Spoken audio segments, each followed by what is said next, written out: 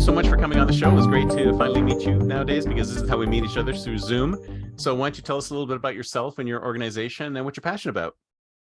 I actually like meeting like this better.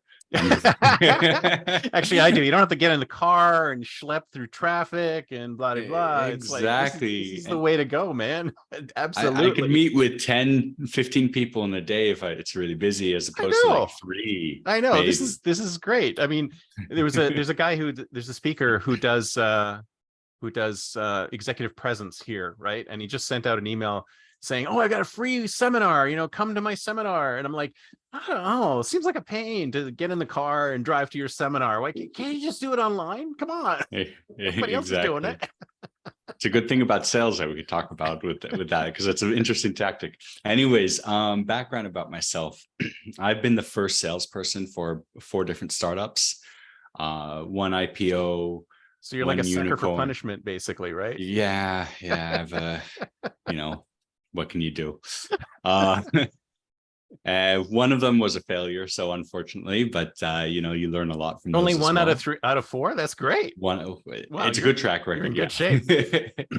And so I've since been helping different startups and B2B tech companies with build out their sales processes, scale their sales processes, generate new business, things like that.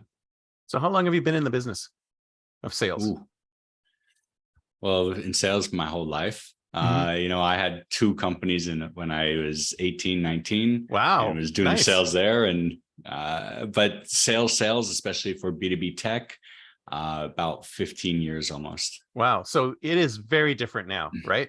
How, like, oh yeah. Tell me a little bit about the progression of how sales has changed over the course of your career. I don't think it's changed actually that much. I mean, the tools we use have definitely changed. Like instead of a phone call, we could actually see each other like we're talking right now through Zoom, or not having to go face to face. That's changed. But at the end of the day, sales is still sales. You're dealing with human psychology at the end of it. And the psychology hasn't changed very much, except for that the buyers are more educated now. And because they come with all the information already known. So you don't become a teacher of that. You more become somebody that makes sure that it's a good fit. And you do that by asking them good questions, right? And making sure that you could help them, that they have a problem that you could actually help them with. Right. When we talk about this, sort of like the old school sales funnels and things like that, are those still valid? Because from my perspective, it sounds as if it's more inbound, right? Outbound just doesn't work anymore. I would totally disagree with that statement. Okay. I mean, yes, inbound works really well and is really nice. And there's a lot of people listening to this have, benefited a lot from that. But as any big company, inbound only works so much. And then they're going to start ramping up their outbound to get the bigger companies and to get especially more in enterprise. So you always have to go outbound. Inbound takes a lot of time to get the ball rolling. It's totally worth it. You need a great marketing person that really knows how to get the messaging out there and content. But outbound is almost instant. I mean, you could start that and get 2 to 4 week ramp up time before you start seeing leads coming in. Wow. So it still works. Oh yeah. I think very well. And depending on, there's always different hypes going on on LinkedIn, and you hear different influencers talking about some different, this works now and this works now, or this doesn't work now. I think it's all BS. Right. Everything works all the time. It's well, even postcards still work. Even postcards work when you do it right, and that's the thing. First of all, no matter what you're going to do, A, you need to do it at scale, and B, you need to do it right. Right. And what that means is you can't just throw out like, hey, look at us, we've got feature A, B, and C. How about we jump on a call? Nobody cares about your features. But if you make it personal and you make it about their pain and the problem that you're solving in the messaging, now you're going to get the response. And so in order to get the response, Go that ahead. sounds like sales from day one, right? I mean, instead of your calling them on the phone and doing the same thing, you're sending them an email and doing the same thing. It's still all about finding the pain point, communicating the pain point, and communicating the solution, right? Absolutely. I mean, goes back to what we said earlier in the conversation, is that sales hasn't changed. Sales is still sales, just there's different communication methods. Right, right. Yeah. And so when you think about the actual putting together a sales process, like you've done, the tools are the least important thing, right? Yeah, correct. I So mean, if how, you're sitting here struggling about what CRM to use, don't waste your time. Put it in an Excel file and start selling. right, right. So so how do you get to that? But so you're all around startup sales, right? So you focus on Yeah. startup sales. Like how do you pull that out? Because sometimes a startup founder is like, okay, I had this particular problem. I built this startup around this particular problem. I think other people are going to have the same problem. How do you use that to come up with your initial pitch? A lot of hard work.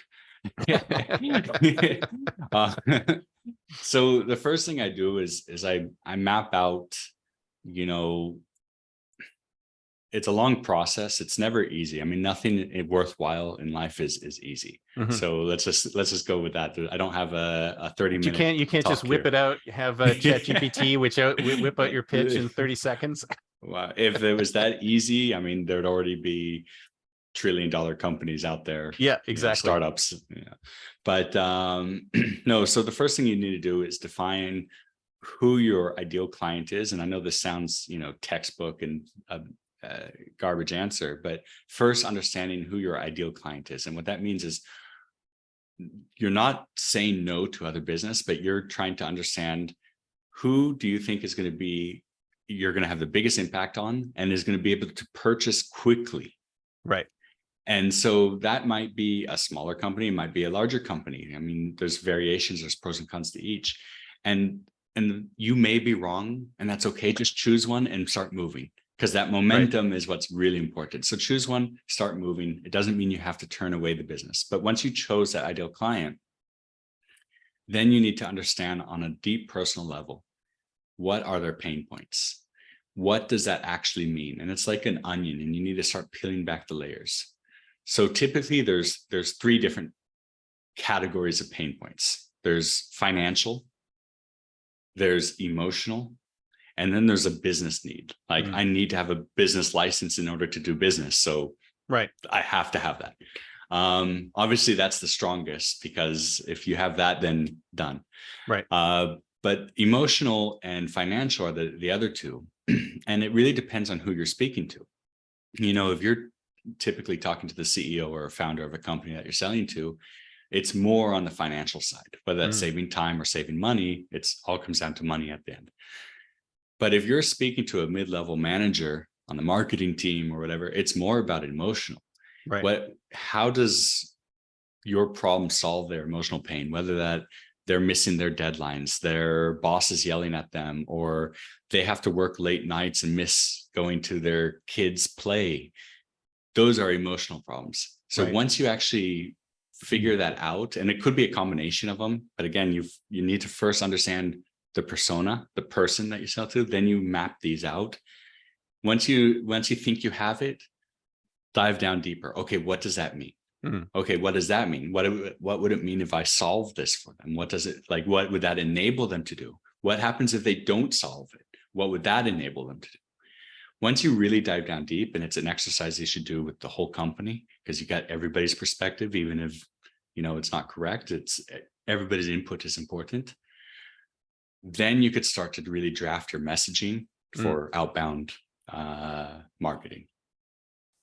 But it doesn't necessarily, does it line up? It typically lines up with what the startup is doing, right? I mean, is that how you, or do you actually come into situations where you drill deep into the problem that your ideal client has, and you realize this is not what we're doing, or that we're not solving that need? I mean, I guess it depends on where you're coming from in that question. I mean, yes, it has happened before that, oh shoot, we're not really solving a problem that we could help them with. Right. But I think when you're starting the exercise off at the beginning, obviously you do have to make some assumptions along the way. And hopefully you're also meeting with some people that are in this field and in this persona so that you could ask them these questions and make sure you're on the right track. Right. So yeah, you do it when you start to map out their pains, you do it in the frame of mind of like, okay, in the way that we could solve, like, what can we solve? Obviously we can't save the CEO, board meetings when we build a CRM. Like, Right. he still has to go to those board meetings. Right. But yeah. So can you give me an example of the kind of companies that you've worked with? Anybody, my experience has been B2B with more of a technical sell. So that means anything that's not a $50 a month, $100 a month type thing, something that's not that there's anything wrong with that, but it takes a different process. There's more touch points. There's more, you want to actually counterintuitively, you actually on a bigger price product or sales cycle, let's say 5 figures, 6 figures, even 7 figures, you want to actually slow down the sales cycle a little bit. I know everybody's talking about speeding it up, but you can't go too fast. But a $50 a month kind of item, you want to close it right there on that that's almost call. an impulse purchase, right? Exactly. So yeah, that's where my experience lies is with these technical sales. That's more harder that, you need to bring multiple people into the conversation. So are you finding that over time that the sales cycle is getting longer, period? Or is it basically the same as before?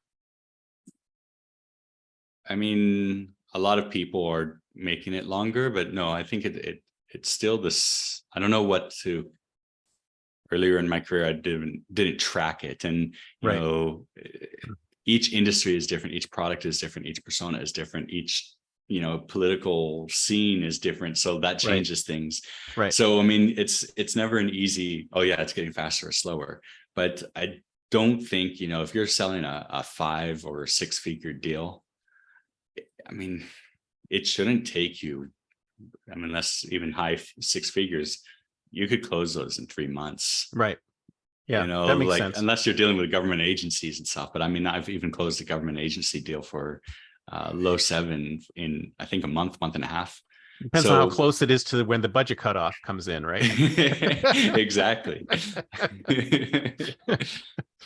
Well, so it sounds like you really need to do a lot of due diligence and deep research on your ideal client. And it sounds like you actually have to have an ideal client in your pocket somewhere, right? So say, so that you can go to and ask questions of and stuff like that. You can't do it in a vacuum, right?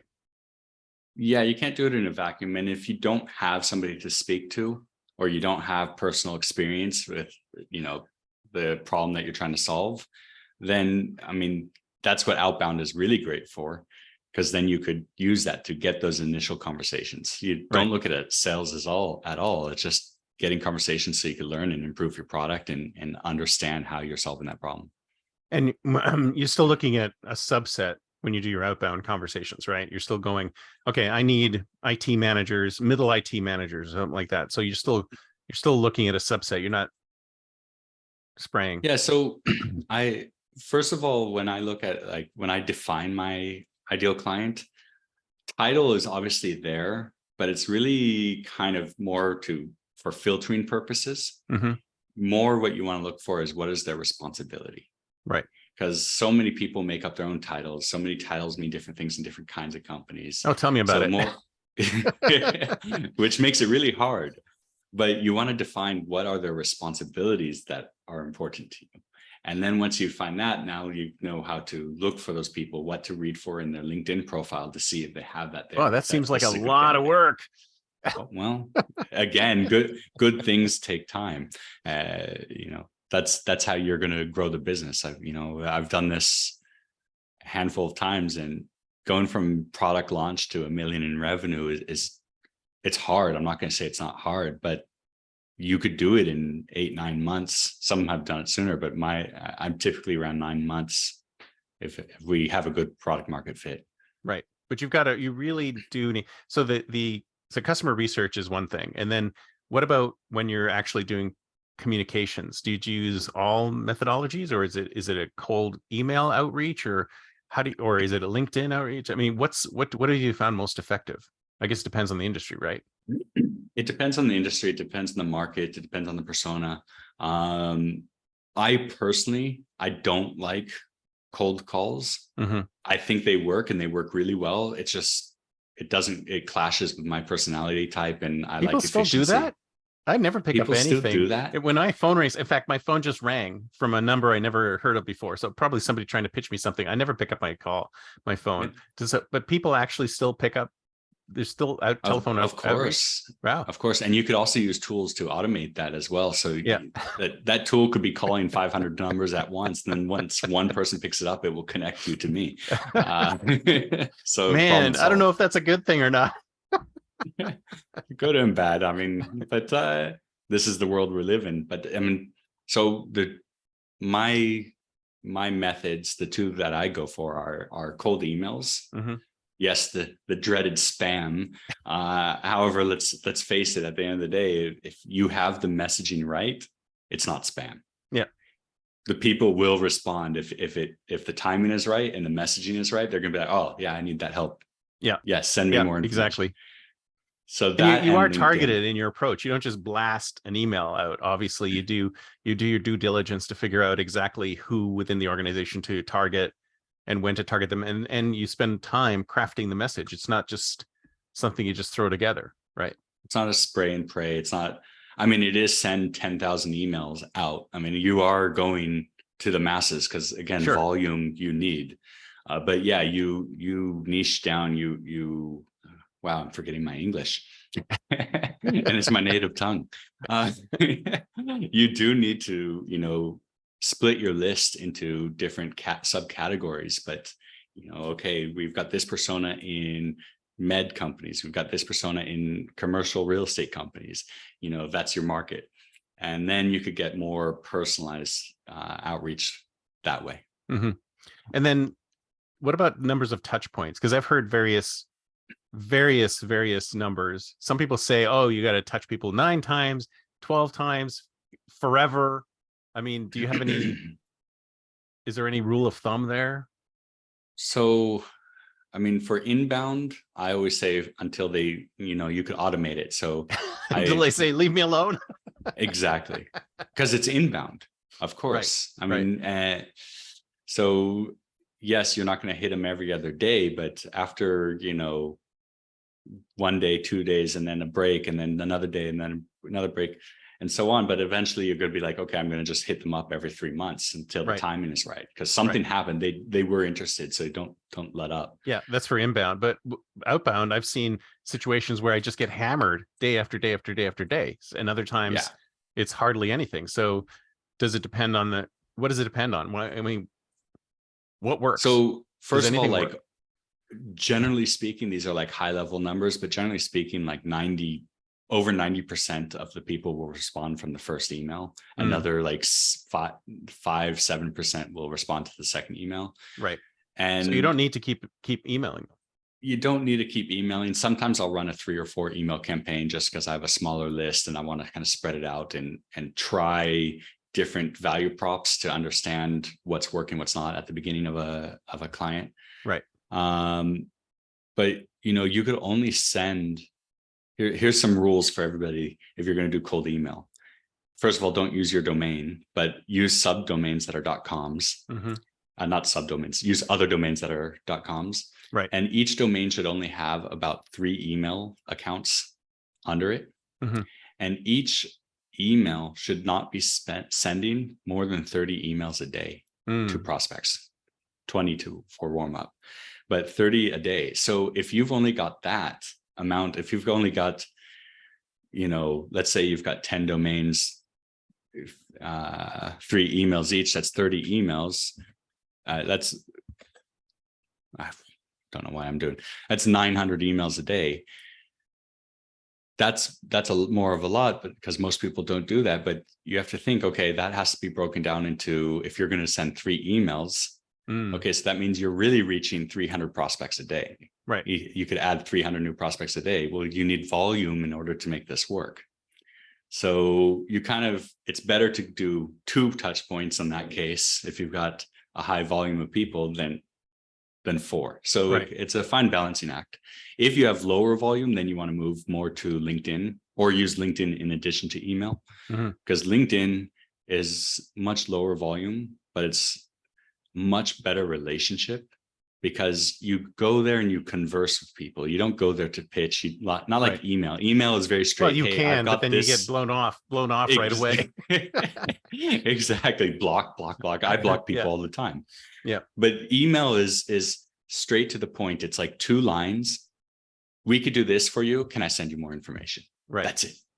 And but LinkedIn, you can't do that. No. You know, you'll get blocked. So you need to go out there and say, hey, how you doing? Oh, I see you're in this. Is that interesting? Great. How are you managing to do this?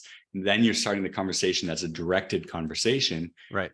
But so you get a lot less amount of volume, but those people are much more likely to close because you have a relationship with them.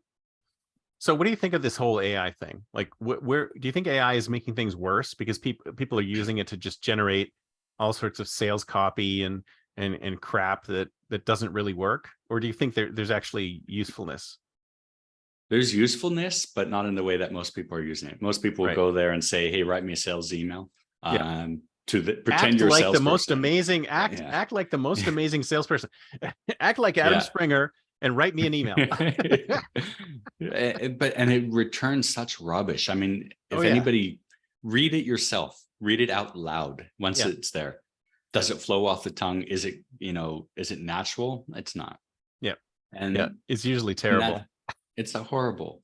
So what I do use it for and what I do like it for is sometimes on research, depending on the kind of research, but more often is, again, when you're doing cold email and you're doing this at scale, you need to use a thing called Spintax, which means you could put hi dash hey dash hello in the brackets. And then what that will do is in the email, it will randomly choose one of those 3. And you do that all over the place. So you write one email, but you've got like, 1 million, 2 million different variations to the email. And that's really good for cold outreach, because then Google doesn't see it as spam, because no email is the same. So what I do is I take each line one by one, put it into ChatGPT, and I'll say, okay, add Spintax to this. And that helps me with my brainstorming. Still, I have to go in, and sometimes they don't work, sometimes it works, but it gives me it saves me half the time. Yeah. Well, that's good. That's good that it's actually helping in some ways. But I mean, so you're saying, so sales hasn't really changed. Just the tools that we use to sell have changed. So let's think like a futurist. It's 10 years from now, 2033. Are we still doing the same thing? I mean, what is, see, my perception of what happens with sales in the future is that we're going to have AI between us and the world, and you're going to have to start pitching to AI. And we're actually going to get to that point sometime in the next 10 years. Do you see that as well? I see most people will try to do that, especially with like chatbots and stuff like that. Right. But if you want to succeed, get rid of the chatbot, pay the extra money, have a human on the other side of that chat. You'll succeed, because people will be happier working with you. Yeah, I think so. Well, you heard that story about the guy who like fired all of his staff and replaced them with chatbots, and now he says he's like doing a great business, but he got totally slammed on social media. Yeah. I haven't read the story, no, but I could imagine. But I mean, the thing about sales is that it really is a human to human process. You really do need, because you are selling to a person in the end, even though you may have bots and social media and all stuff between, it's still a one-to-one relationship. Exactly. It's still human being.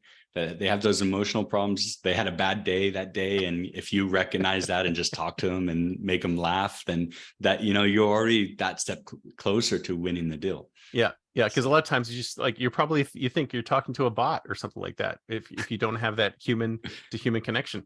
But that sort of begs the other question, is that I think social media and all these, you were talking about it earlier with Google and not, flagging your stuff as spam. All this stuff is sort of blocking our ability to communicate with other human beings. I mean, do you see any way around that, or you think things will get easier or more difficult? I mean, as they adjust the language models and everything, it will get it better, obviously. we're still in the very early stages of it. If you actually understand what AI is, and how the machine learning actually works, it's really fascinating. It's really cool. But I don't know, in the short term, I mean, there's one vendor that I work with that if they heard this, they'd be laughing, because all the time the first thing I'm asking, like once they respond, are you a bot? And then it's like, I don't want to deal with a bot. Leave me alone. So yeah, it will get better over time, but for the near-term future, I don't think it's good enough. And I don't think your business is too important. Your customers are too important to play with like that. I think. It's interesting you should say that, because I had a guy on a bunch of shows ago who was doing AI-based lead generation. So he would use AI to create that initial communication, and then it's kind of like we were talking about the phones earlier, right? Yeah. They would blast email and Facebook ads and all sorts of things, and it would go to a bot, which would qualify, and then once the bot qualified, then they would hand it over to a human being. Do you see more of that happening? I do see more of it happening. I've even tested it myself. Mm-hmm. Maybe I did something wrong. Maybe it wasn't good for, the handful of clients I tested it on, but the results were awful. Right. It's about half the amount as if I took the extra 10 minutes to write the message myself. Right. Yeah. I mean, so you're thinking, I'm thinking of the same thing, is that we really need to get back to the sort of the human-based connectivity between people. No matter how we think about how we can help make things easier with AI, sales is not the place for it to happen. It could be. I mean, if you implement it right, I was just thinking while you were saying that, it's like, okay, a chatbot is nice if you start by saying, hey, talk to our chatbot while you're waiting for a real rep to come. Right. Like, you're setting the expectations, and we're going to help troubleshoot and get you further along. So when when the human does come, you've saved yourself 5 minutes. Yeah, exactly. I think if you set expectations right, I think it could be used properly, but you have to be very careful about it and think about, I think if you put yourself in the buyer's shoes or the other person's shoe, would you enjoy working with that? Would you want to experience that? If the answer is no, or you're hesitant, then don't do it. Yeah. Well, some people in the sales game don't really care. They go, I want to churn out as many leads as I possibly can. And I guess it depends on what you're selling too, right? If you're pitching the higher value stuff like you are, then you don't have to concern yourself so much. But people who are selling the $10 a month CRMs, they're more okay with it, right? Yeah. And you buy burner domains, and you could, I could, for $100, $200, I could blast out 1 million emails a month, and okay. And then those domains are gone. And then what? Yeah. So then you just buy new domains, and then you do it again, but that's spam. Yeah. But that's the thing about spam, is that, if it didn't work, we wouldn't keep getting it. Right. Okay. So that's the downside. It works. Yeah. But I mean, when you talk about the cold outreach that you're doing, though, it's definitely a lot more targeted, and the message is more specific, right? Not like the kind of stuff that we typically get. Yeah, it's more human. I mean, it is sent by mass, but it is definitely humanized and not spammy. Right. I think, and you're targeting the specific subset, right? You're not blasting it to everybody. Right. Yeah, I mean, it depends on where the company is at their stage. Like if they're very early and we're just needing to get some conversations going and we don't know who it is yet, then might be like 3 subsets of people. But if you're more, let's say you already reached 1 million in revenue or 5 million in revenue, and you're kind of getting closer to finding your product market fit, then you could, okay, let's sub niche this down into like 30 different categories, and let's write custom messaging for each of these types. Then you could really get customized like that. You'll get better results, but at the beginning, it's too early to do that, and you can't do it. So right. So if you were, so what advice would you give to a startup on improving their sales? Like just off the top of your head, what's the number one thing that you see that they're doing, which is wrong, that they should fix? Not starting. Seriously, in action. Not starting to pitch, or not starting Not what? starting to do anything. I mean, Right. whatever it is, I mean, whether that's in making your product or sales, but specifically in sales is not doing anything. Think, oh, okay, I'm going to work on the product instead until the product is great, and then I'll be able to pitch it and sell it. Yeah. That's a huge mistake. Yeah. But People are if still it's doing that. I mean, if you ask me, it should be the opposite. Like, build your audience first, then build a product for the audience, right? You know, every time I am doing something, I'll sell it before, and I'll get a credit card before even I built the product. Yeah. You know, Yeah. and that's when you know you've got something. That's when you know you're ready to go. Yeah. But I think the biggest mistake I find people making, companies making, is not, especially founders, not selling themselves at the beginning, thinking, oh, I'm not a salesperson, so I'm going to hire somebody else to do it. Except for the 2 companies I came in as the first salesperson, I've never heard of anybody having it work. Yeah. Yeah. So it's like, if you're a startup founder, you need to pitch yourself. You need to promote yourself. I mean, it's uncomfortable for a lot of startup, especially the engineering tech folks, who are like, oh, you know, I'm much more familiar behind a machine. I can't go out there and talk to people. I think it's essential. Yeah. Yeah. And I think especially because like the reasoning behind it is first of all, so that you could learn and grow, because you're building the product as a founder and stuff. You're building the product. You need to get the feedback. You need to have your fingers on the pulse of the market, but also it will start to show you what kind of salesperson you need. You know, the best salesperson at Salesforce that has been the top salesperson for 3 years in a row, he will fail at an early stage startup. Right. And vice versa. And so, you know, you take me, I've consistently performed, but you take me and you put me into Salesforce, it's a completely different sales process and different sales cycle. But founders don't understand that. They think sales is sales. So until you actually go and sell, then you can't know who you need to hire. Right. So for all those startup founders out there who are timid about it, they really need to get themselves out there. Yeah. And don't be afraid. Don't think about it as sales. Change your mindset. It's not sales. You're there to help somebody. Right. You're there to help them by solving that problem that we've been discussing. They're there to help you solve your problem, which is not having enough money in the bank account. Exactly. It's a partnership. Exactly. Well, this has been great. Thank you so much. So if somebody wants to get in touch with you, what's the best way? LinkedIn, Adam Springer, or my website, startupsales.io. Excellent. All right. Thank you so much. Great talking with you. Thank you.